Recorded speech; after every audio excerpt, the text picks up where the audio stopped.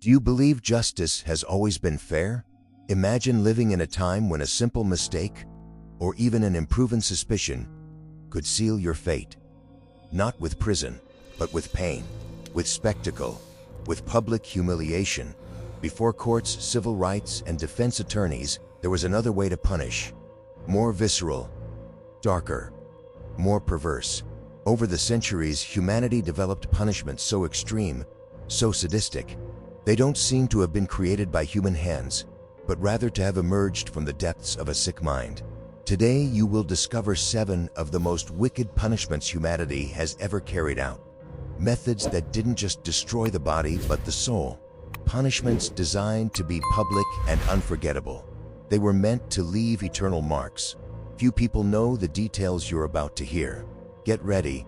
In the sunlit valleys of ancient Sicily, among golden hills and Mediterranean breezes, rose one of the most grotesque inventions ever imagined by a human being. Perillos was a sculptor, talented, visionary, and completely insane. With the hands of an artist and the mind of an executioner, he crafted an offering for the tyrant Phalaris, king of Agrigentum. Not a statue for the gods, not a tribute to peace, but a bull made of solid bronze, hollow inside, and thirsty for human flesh. The concept was perversely clever. The condemned was placed alive inside the metallic belly of the creature. Underneath it, a blazing fire was lit. Slowly, very slowly, the bronze would heat up, and with it, the skin would burn, the flesh would cook, the bones would snap. But that wasn't all. Perillos, with his knowledge of acoustics, designed internal tubes connected to the beast's snout, shaped to transform the screams of pain into animal-like moans. The result? A macabre spectacle.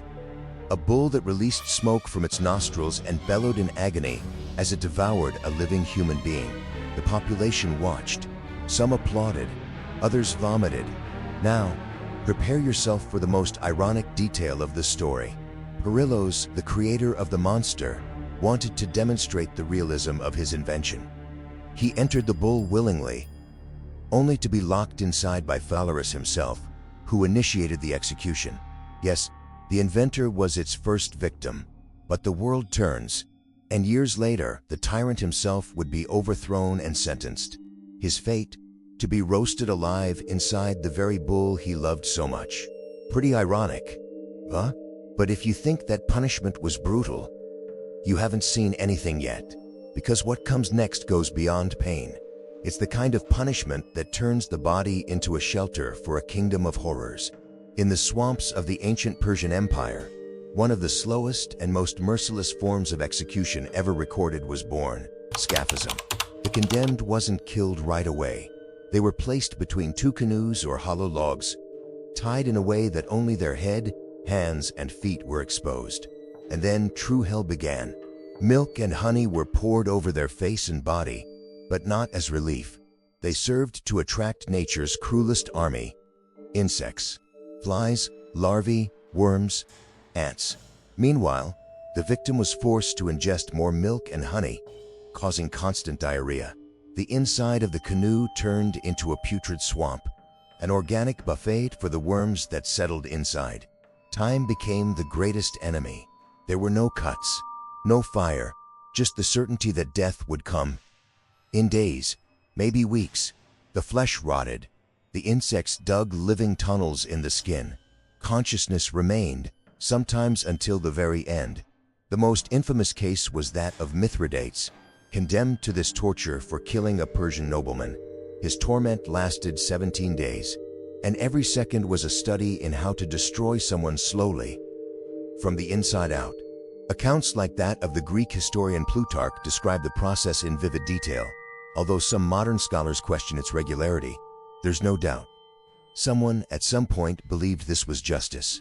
But if Scaphism turned the human body into a banquet for insects, the next punishment took suffering to a bloody stage in plain sight. And the worst part, it had an audience. Imagine a stake, thick wood, sharpened only at the tip. It wasn't used with brutality. It wasn't driven like a spear. On the contrary, it was inserted with surgical precision through the rectum or the vagina. pushed slowly and carefully so no vital organ was pierced right away. Yes, we're talking about impalement, one of the most terrifying punishments in human history. The victim was suspended vertically, with the stake passing through their body from the inside out. Some survived for days, conscious, groaning, writhing as the weight of their own body drove the stake deeper. Blood, feces, and urine mixed in a scene of absolute degradation, and death came gradually by hemorrhage, shock, infection, or mental collapse. But, as you might imagine, this wasn't just a punishment. It was a message, and no one used it better than he did, Vlad III the Impaler, also known by a name that would make him eternal in fiction. Dracula. In medieval Romania, under constant threat from the Ottoman Empire, Vlad used impalement as a form of psychological power. Historians say he impaled more than 20,000 Turkish soldiers in a single episode, leaving their rotting bodies along the roads like a living wall of terror. Ottoman chroniclers, Venetian ambassadors, and German travelers recorded these events in nauseating detail. Impalement was more than punishment. It was macabre art. It was psychological warfare, and it worked. But while Vlad turned suffering into spectacle, the Romans created a punishment that combined pain, morality, and irony. One of the most symbolic executions of antiquity. The year was 53 BC. Marcus Licinius Crassus, one of the wealthiest men in Rome, was captured by the Parthians after a disastrous military campaign. Crassus was known for his immeasurable greed. So, when he fell into enemy hands, the punishment was cruelly fitting. Molten gold poured straight down his throat. This isn't just an exaggerated legend. The execution was documented by several ancient authors and served as an eternal symbol. You wanted so much gold? Here, swallow your ambition.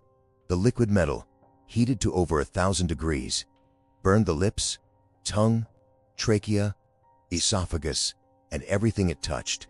It was a slow, agonizing, and spectacular death. But this technique wasn't limited to the Parthians. For centuries, it was used against counterfeiters, traitors, and corrupt officials in Rome, India, and medieval Europe. Molten lead, boiling silver, even liquid tin, all used as a sentence against those who placed greed above the common good.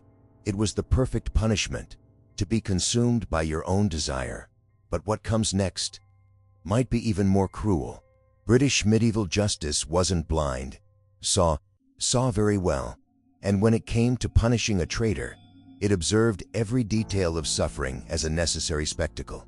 During the reign of Edward III, a new law was introduced to deal with the highest offense against the crown, treason. But the punishment wasn't just a sentence. It was a performance, cruel, public, and ceremonial.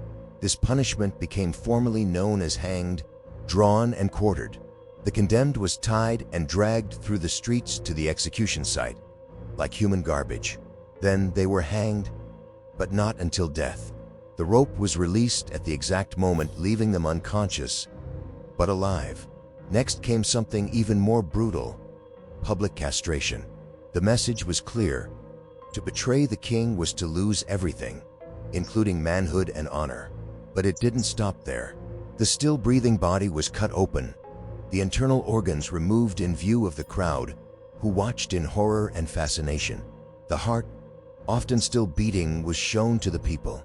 Then the criminal was beheaded and quartered. The body parts, sent to different cities across the kingdom as a warning. Here lies the price of treason. Can you imagine the cold calculation required to plan every step of that process?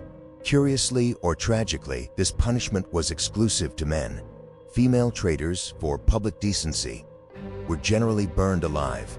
Yes, that was considered more respectable. But on the other side of the world, there was something even more disturbing. In imperial China, dishonor didn't end with death. It began with it. Lingchi, also called death by 1,000 cuts, was the execution reserved for the most unforgivable crimes: treason, parricide, the murder of imperial authorities. But what really defined Lingchi wasn't the death itself. It was how it happened. The condemned was taken to a public square and tied in a position of maximum exposure. Before the first blade, they were given opium, not for relief, but to prolong awareness. It was important that the victim saw and felt each stage.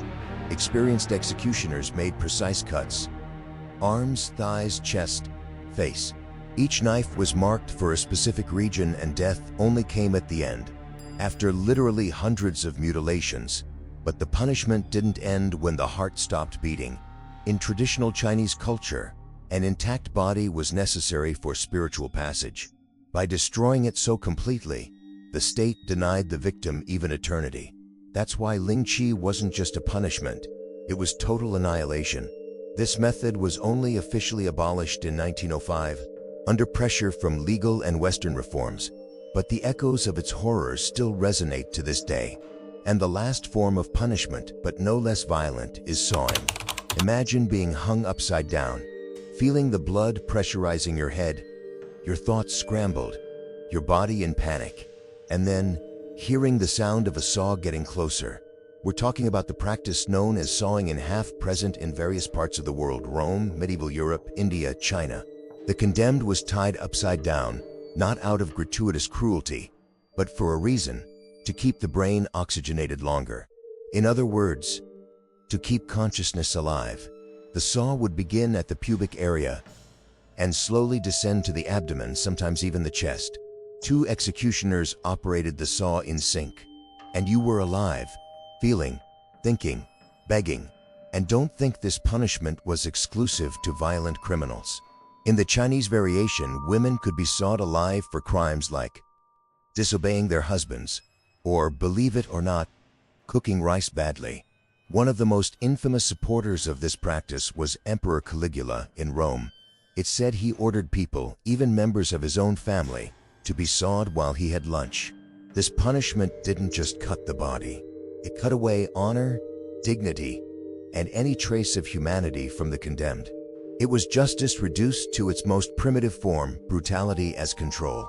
Each of these methods of torture and punishment shows how far humans have gone to impose order, domination, or pure terror. History proves that, for a long time, cruelty was normalized, called justice, used as spectacle, enforced as control.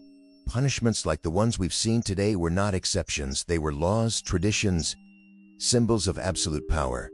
Fortunately, with the advancement of human rights, modern criminal law, and a fairer social ethic, we've left, at least in much of the world, this dark chapter behind. But the question remains: which of these punishments do you think was the most inhumane? And why has pain so often been confused with justice? Leave your opinion in the comments. If this content gave you chills, leave a like, subscribe to the channel. That way, YouTube will keep recommending you videos like this one.